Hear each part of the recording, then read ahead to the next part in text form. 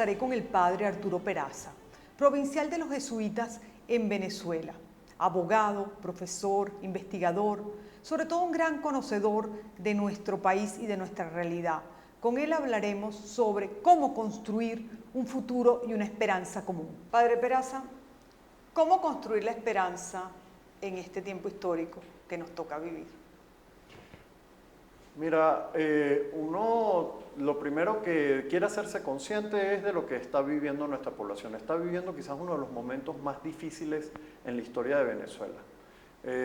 Yo no creo recordar en la historia fácilmente, salvo el siglo XIX, que fue un siglo muy duro para toda la población venezolana, una situación histórica en donde tuviera esta estructura de carencia y una sensación de que no aparecen como los caminos de salida, por dónde van las alternativas, qué es lo que puedo hacer, y la gente siente como que todos los canales están bloqueados y eso genera mucha desesperanza. Y la desesperanza tiene lamentablemente dos salidas que son normalmente anárquicas. ¿Cuáles son esas dos salidas anárquicas? La primera es la violencia delincuencial que estamos sufriendo. Cuando yo no consigo caminos o canales para desarrollarme personalmente y siento que todo el futuro está bloqueado, normalmente lo que salen son conductas anómicas y esa conducta anómica normalmente vuelca hacia la violencia. Sí. Esta violencia en Venezuela ahorita en este momento tiene dos connotaciones, ¿no? La primera ya viene creciendo desde hace mucho tiempo, tiene que ver con esta situación de ampliación de la situación de delito y cada vez como mucho más violento, mucho más agresivo. Lo que está denotando esta situación, lo que está detrás, yo creo que muchas veces se ha creído que la delincuencia está vinculada a las diferencias socioeconómicas o a un problema estrictamente socioeconómico. Soy pobre y entonces yo quiero alcanzar unos bienes y como no, entonces voy por el camino de la violencia. Esa es la asociación que tradicionalmente se le da. Yo creo que no. El padre Alejandro Moreno muchas veces ha mostrado que es más bien la carencia de fortalezas en el tema de familia y la carencia en los temas afectivos lo que genera esta situación. ¿Y por qué? Porque el chico no entiende y no aprende un camino que solo la familia te lo puede enseñar, que es el camino de la esperanza. Del amor y del cuidado. Y del que me reconozcan y pueda reconocer al otro desde el afecto, desde el cariño y desde el aprecio. Sí. Cuando eso no existe, no construyo una historia de esperanza y entonces por eso me ciego y entro en el camino de la violencia. Debo decir que lamentablemente frente a este camino de la violencia, ahora la población también ha optado por responder con la violencia privada y es estas situaciones de linchamiento que nos hemos ido encontrando en la sociedad venezolana que es empeorar las condiciones porque vuelve a ser una respuesta todavía más anómica a una respuesta anómica, sí, es anomia al cuadrado. Y esto lo único que hace es empeorar todas las condiciones del país en términos de violencia. Por eso el llamado de la iglesia y concretamente el señor cardenal recientemente y pues los obispos, la conferencia episcopal, incluso nosotros los religiosos, a que necesitamos superar esta respuesta y darnos cuenta que no es por el camino de la violencia por donde vamos a conseguir respuestas al país que necesitamos. Hay otro elemento que quisiera agregar como segunda respuesta anómica y es me voy del país. Exactamente. Los jóvenes cuando no consiguen esperanza y no consiguen caminos abiertos hacia su futuro, entonces dicen, ¿saben? Lo mejor es irme de aquí y abrirme espacios en otros lugares.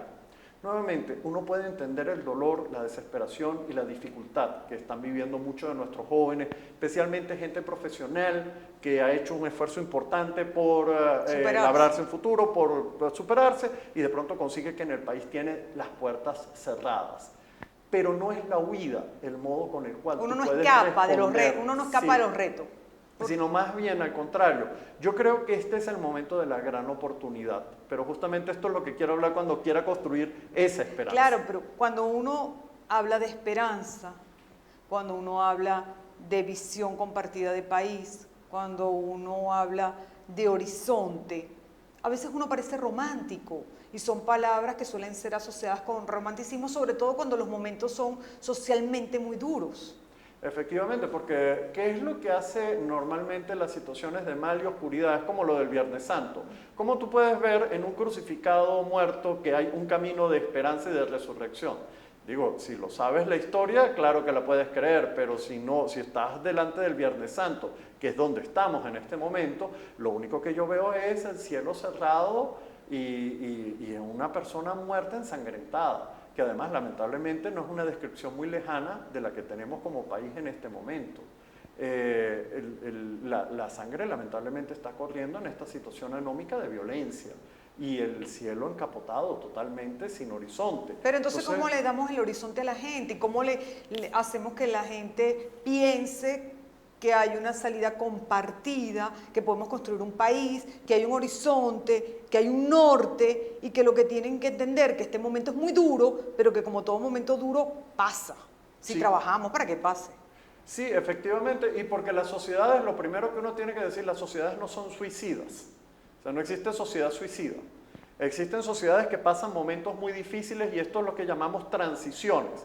¿De qué se trata esta transición? Esta transición se trata de cómo salimos de un modelo que ha gobernado los últimos 100 años de la historia venezolana, que hemos llamado rentismo petrolero, para construir un nuevo modelo porque esa máquina se quemó.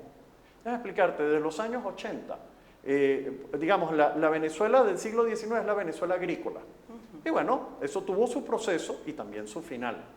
Ese proceso y ese final coincide con la aparición del nuevo elemento que va a abrir la historia del siglo XX venezolano, que es el petróleo. El petróleo marcó positivamente la historia venezolana, no es una mera negatividad. Nos dio una gran capacidad para el desarrollo institucional y tenemos un parque industrial interesante montado, tenemos un conjunto de competencias y gente formada. Gente formada, le iba a decir, eso nos dio Claro, el petróleo. Sí, ¿no? Y nos dio una experiencia de institucionalidad y de democracia que antes no existió. Entonces yo siento que ha habido un proceso interesante que hemos vivido con el petróleo, pero nuevamente en los años 80 esa máquina empezó a pasar aceite. Y es como el motor del carro que empieza a pasar aceite, tú empiezas a ver humo negro, ese humo negro es por ejemplo el Caracazo en el año 89, anteriormente ya había señales, el Viernes Negro, que es el famoso del año 83, y bueno, después tú tienes el famoso levantamiento del año 92. Hay un conjunto de señales que van diciendo, hey, hay que recambiar el motor. Lamentablemente el grupo político que estaba en ese momento a cargo del país no quiso entender, no quiso escuchar y la historia les pasó por encima.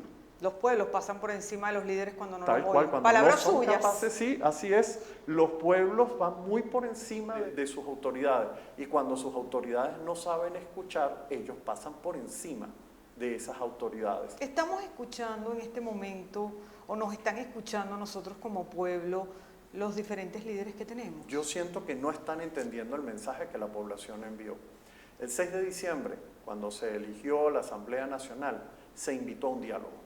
Se invitó al encuentro. Tú vas viendo encuestas por encuesta y una y otra vez la gente está exigiendo posibilidad de diálogo porque descubren que en este divorcio polarizado lo que ha pasado es que nos estamos empobreciendo. Y eso sí hay que decirlo, polarización y división es igual a pobreza. Hay que recordar lo que decía Jesús cuando a él le dijeron que él estaba endemoniado y decía, es que un mundo enfrentado al otro lo único que hace es que ese reino se caiga. Claro. El mismo Jesús hace 2000 años ya cita ese efecto y dice, un reino dividido es un reino perdido. Es muy sencillo, véalo en una familia dividida, una empresa dividida, progresa. Y eso es lo que yo quisiera decirle a la gente que nos está escuchando. Y lo primero que tenemos que descubrir es que nosotros somos los llamados a unir el país, porque el primer proceso se tiene que dar abajo y la presión se hace socialmente. Nosotros tenemos que obligar a nuestros representantes políticos, sean del bando que sea, a decir, usted tiene que dialogar, ese no es el problema, si a usted le gusta o no, esa es mi exigencia porque tengo derecho a un país. Y no es justo que su discusión y su polarización me haya traído esta pobreza que estoy viviendo hoy en día. Claro, no es justo lo que está pasando la gente. Siempre dicen, no, es la guerra económica, es el sistema, es no sé qué. No, hermano, es la falta de diálogo. En la medida que un país no se encuentra, se empobrece y se vuelve miserable. Y todo el que esté bajo el camino de la división, todo el que esté bajo el camino del enfrentamiento y de la polarización, lo que está diciendo es sé miserable, porque un país dividido es miserable y pobre. Y lamentablemente siempre son los extremos los que hacen más ruido. Y entonces es lo que tiende a escuchar la gente, el ruido que hacen los extremos. Claro, pero la verdad es que la mayoría está en otra dinámica. Y la gente sale a trabajar todos los días. Claro, y esa misma mayoría es lo que me genera la esperanza. Es decir, este país no ha salido a comprar la violencia como el modo de resolver sus problemas. No, el país y ha sido invitado muchas veces, debo decirlo. Lamentablemente, de bando y bando. Yo lamento muchísimo escuchar a agentes del gobierno nacional que de forma directa o indirecta invitan al conflicto. Lamento mucho escuchar a gente de lo que hemos llamado oposición también invitando a escenas de conflicto. Yo lo que quisiera insistir es que la población no les ha comprado el argumento y no se los va a comprar, ya lo he mostrado más de una vez.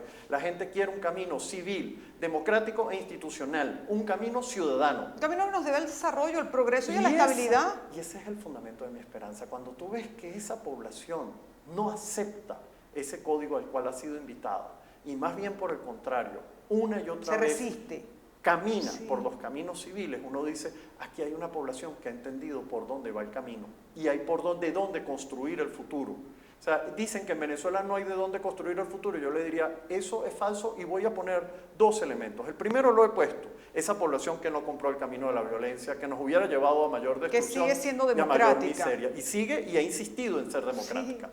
Segundo, tú conoces venezolanos que salen al exterior. Esos venezolanos en el exterior son personas profundamente creativas, impulsan proyectos, son productoras, son personas apreciadas en el mercado laboral. Luego, el problema no tiene nada que ver con que el venezolano tenga un déficit o incapacidad ninguna. Al contrario, cuando salen afuera son profundamente exitosos. Entonces, ¿de qué se trata el problema? Que las reglas de juego que hemos puesto en Venezuela han convertido esa creatividad en perversión. Un nombre de esa perversión es bachaquero. Eso puede recibir distintos nombres: corrupción, aprovechamiento de los fondos públicos. Pero si las reglas fueran aquellas que nos produjeran dar lo mejor de nosotros mismos a nuestra sociedad, tú sí tienes efectos afuera, en el exterior, de gente que utiliza esa creatividad justamente porque el sistema premia la creatividad en función de creaciones positivas para toda la sociedad. Y eso es lo que necesitamos reforzar en Venezuela. ¿Cómo nos ponemos de acuerdo los venezolanos para ir creando condiciones que efectivamente premien el trabajo, la productividad y la creatividad? Entonces, ¿cómo le recordamos a la gente los valores? ¿Cómo se los refrescamos? Porque están ahí. Mira, claro que la reconstitución de la familia venezolana es un tema que está en la agenda. Vuelvo a insistir en este tema porque yo creo que aquí se juegan muchas cosas. Sí. En la medida en que no construyamos familia y familias creadoras y cultivadoras de valores, no vamos a poder levantar lo demás de la sociedad. Y yo entiendo que esto a veces suena, bueno, claro, los curas tienen que hablar de la familia, de los valores de la familia, porque es lo que le toca al cura. No, es lo que nos toca como sociedad. Es decir, no nos damos cuenta que la violencia ha venido justamente del hecho de que hemos destruido la familia, porque al no existir la madre tener que salir a trabajar, abandonar al muchacho en manos de una abuela que a veces tampoco tiene mucho tiempo y dejarlo en manos de sus grupos de relaciones, termina generando una sensación de abandono que termina cubriendo en ese muchacho cuando sea adolescente la necesidad de producir actos de violencia como expresión de su rabia frente al abandono. Sí.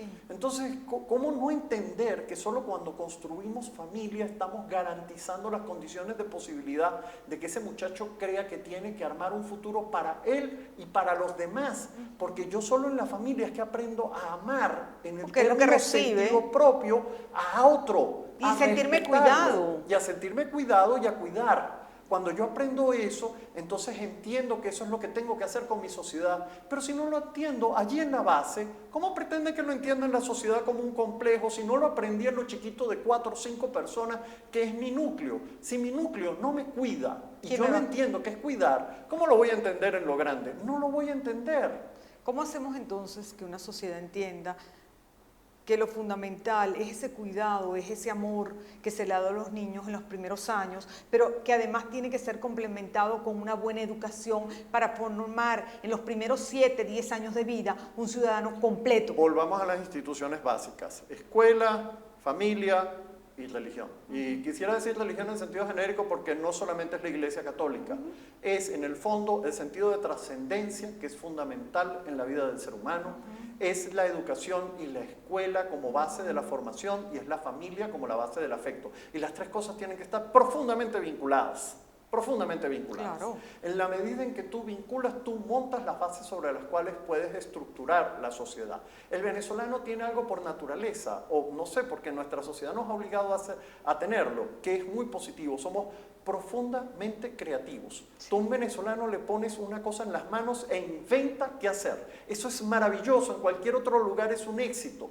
Saquemos ese don natural que tiene el venezolano y que ha sido tan exitoso en otros lugares y pongamos a producirlo en Venezuela. La riqueza no está en el petróleo, la riqueza no está en las cosas. A mí no me importa cuántas toneladas de petróleo, de gas o de lo que sea tenemos allá abajo. La riqueza es la gente, Dios santo. La riqueza es la creatividad que tiene la gente. El valor de este país somos los venezolanos. Educación que enseñe en el trabajo, educación que promocione las capacidades de las personas para que sean productivas y premiar la productividad, premiar el trabajo. Yo necesito trabajo bien pagado, yo necesito productividad bien pagada, yo no necesito repartir una piñata, porque eso lo que genera es una sociedad dependiente. La renta genera clientelismo político y en eso se instalaron los de antes y los de ahorita. Claro. Y eso es lo que tenemos que superar como sociedad. Por eso para mí, a Dios gracias, el rentismo se quemó. Esta baja del petróleo y no sé qué, no sé cuánto, bueno, ¿eso qué es lo que indica? Que ese carro que estaba pasando aceite, señor, se le quemó. Ahora, eso es terrible, sí, porque el carro está parado y todos estamos sufriendo. Porque debimos haber pensado, como lo hicieron otros países, 10 años atrás, 15 años atrás, cómo nos preparamos para una nueva etapa. Si pasamos de país agrícola a país petrolero, pues teníamos que pasar de país petrolero a país, otra vez, productor. Productor, correcto, pero entonces, de todos modos, la por eso realidad que nos está obligando.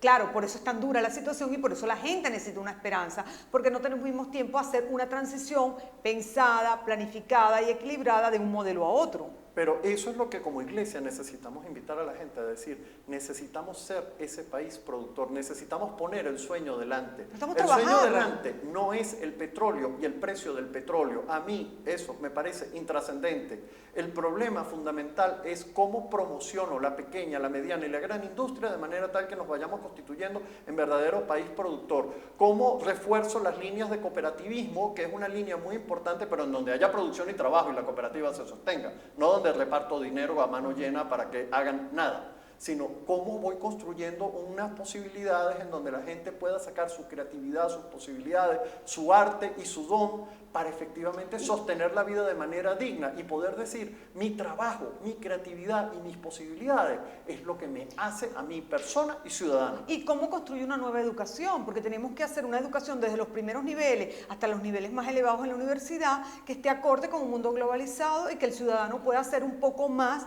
estructurado, pensante, analítico y crítico. Pero por eso, por ejemplo, ¿qué es lo que hace la ABEC, que es la Asociación Venezolana de Educación Católica? Mira, tiene un conjunto de escuelas asociadas que están tratando de trabajar en esa dirección. Entonces tienen las escuelas Granja de los Salesianos, por citar a mis hermanos y no citar primero Fe y Alegría, que también está en esa dirección. En el caso de los jesuitas, pues la obra que nosotros nos toca conducir, siendo que están muchas congregaciones introducidas dentro del mundo de Fe y Alegría y muchísimos laicos, ¿no? Pero, ¿cuál es la dirección justamente? ¿Cómo generamos ese país productivo? A mí me parece doloroso que, por ejemplo, la Escuela Granja de los Salesianos, allá en Barinas, se haya permitido esa invasión. ¿Por qué? Porque tú estás atentando al futuro, tú no estás atentando contra una finca. No, tú estás atentando contra las condiciones de futuro de formar jóvenes que sean capaces de producir. Y tú estás desalentando las condiciones de futuro de esos muchachos, porque están viendo ellos allí.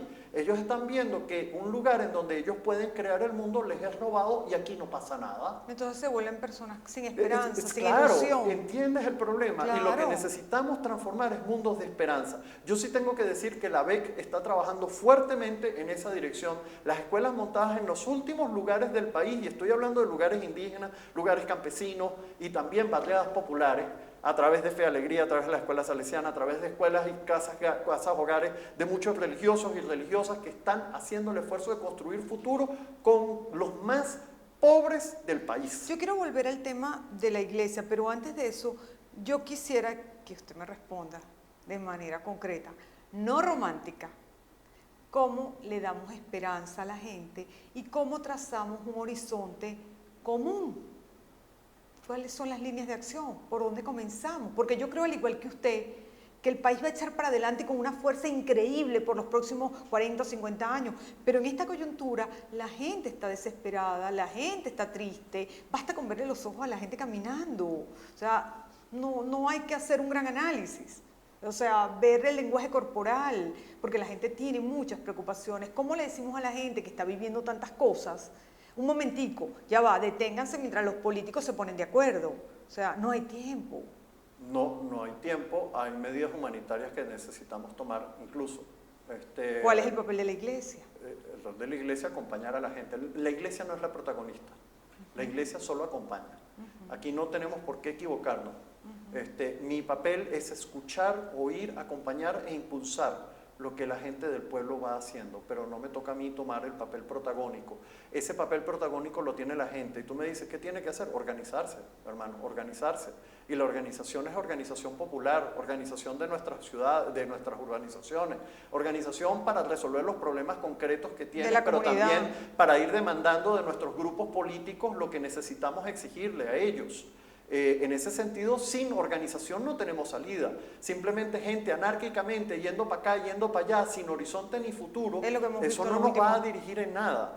Tampoco la idea simplemente es organizarnos como partidos políticos, cosa que es muy útil, importante y necesaria, pero eso no es el único modelo de organización. Yo creo mucho en la organización civil. Cuando el Centro Gumilla, que es una organización social dependiente de la Compañía de Jesús, ha estado trabajando con la gente, lo que le hemos insistido a todos los que han recibido nuestros cursos de formación es lo más importante es lo que puedas generar de organización en tu comunidad, cómo los reúnes, cómo los formas, cómo generas actividad crítica y cómo empezamos a hacer propuestas. Propuestas que pueden atender emergencias, como mira, ¿cómo hacemos para que baje el alimento a nuestra zona? Porque tenemos problemas. O el agua, o las medicinas. ¿Cómo nos organizamos para que en la escuela por lo menos a los chicos se les brinde seguridad de un desayuno y un almuerzo? Sí. Esto es vital y eso tiene que exigírsele al Estado y tiene que haber control de que efectivamente llegan las cosas y demandar ante los organismos, pero de manera organizada. No puede ir un gatico, dos gaticos, tiene que ir la comunidad y la comunidad organizada. Entonces, la esperanza viene de la organización. Sin organización no hay esperanza y no necesitamos organizaciones dependientes de ningún grupo político. Por eso yo realmente me aparto mucho de ese tipo de líneas en donde usted tiene organización, cualquiera que ésta se llame, que en el fondo expresa solo una línea política. Cuando lo importante es que exprese los intereses de la comunidad que se está organizando. Y que muchas veces tiene que entrar en conflicto, diálogo, porque el diálogo a veces es conflictivo, pero es diálogo, ¿ok? Pero en conflicto, diálogo con los órganos del Estado en sus diversos niveles. Poder nacional, poder estatal, poder municipal, quizás incluso los otros órganos del poder público, dependiendo del interés que yo tenga que defender. Pues yo tengo que defender a mi comunidad.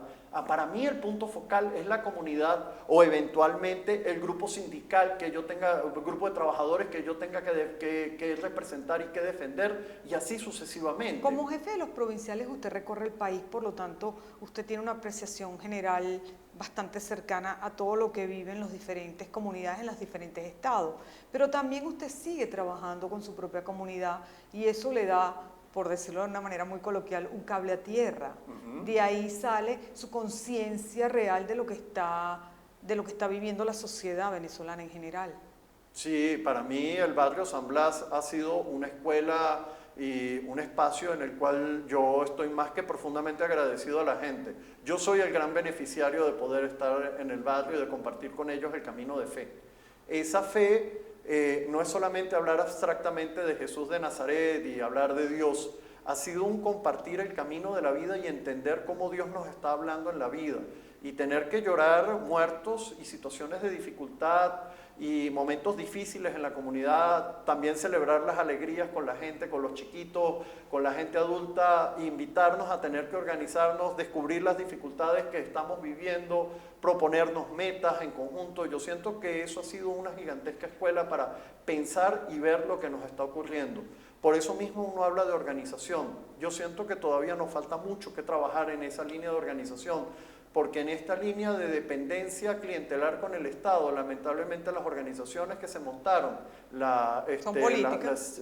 Son organizaciones clientelares dependientes del Estado Nacional y de la renta nacional, y eso no es la idea justamente. La idea es poder superar esas condiciones para ser efectivamente el representante de una población que no importa cuál es el color que tenga, tiene unos conjuntos de intereses y necesidades que son de las cuales tengo que hablar. Entonces, en la medida en que ojalá nuestros consejos comunales nuestras asociaciones, cualquiera sea el nombre que ésta reciba, efectivamente representen esos intereses y representen a sus comunidades, en esa misma medida esas comunidades van a poder ir echando hacia adelante. Pero lamentablemente en la medida en que ellas solamente representen un interés político, cualquiera que éste sea, el efecto va a ser el empobrecimiento y eso lo hemos visto en el mismo barrio. ¿Cuál debe ser nuestro horizonte como país, como sociedad?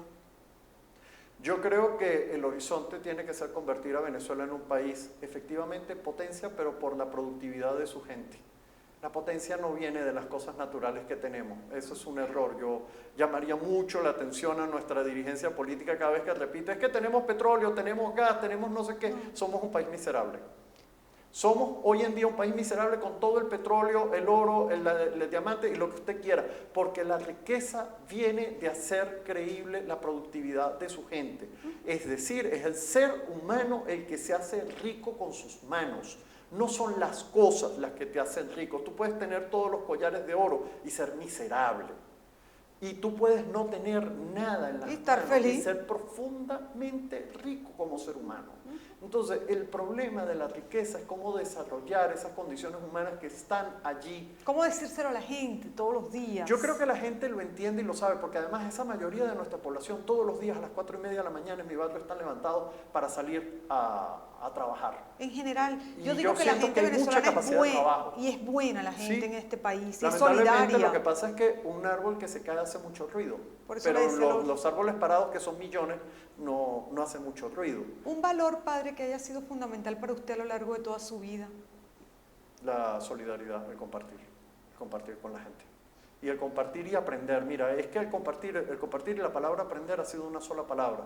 Cuando tú compartes lo que tú vives con la gente y te entregas, aprendes muchísimo en la vida y eso te enriquece. El compartir no es lo que tú das, el compartir es ese pequeño que tú has dado y que te aporta una gigantesca recepción de bienes de vida de la gente. Por eso insisto que la riqueza está en la gente, no está en los bienes.